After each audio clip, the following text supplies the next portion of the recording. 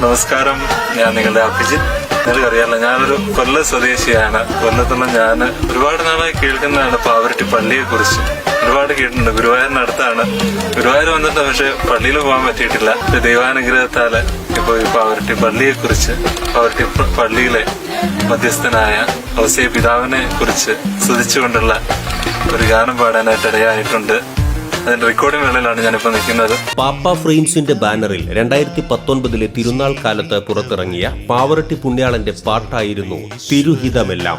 ചരിത്രകാരനും സാഹിത്യ പ്രണയിയുമായ ഷാജി പി തരകന്റെ രചനയിൽ ഇടവകാംഗവും സമാനമായ ഒത്തിരി പ്രോജക്റ്റുകളിലൂടെ ശ്രദ്ധേയനുമായ ഡേവിസ് അറയ്ക്കൽ ഈണമിട്ട ഈ ഗാനം സാക്ഷാൽ യേശുദാസിനോടുള്ള ശബ്ദ സാമ്യത്തിലൂടെ മാധ്യമങ്ങളിൽ ഇടം പിടിച്ച അഭിജിത്ത് കൊല്ലം ആയിരുന്നു ആലപിച്ചത്.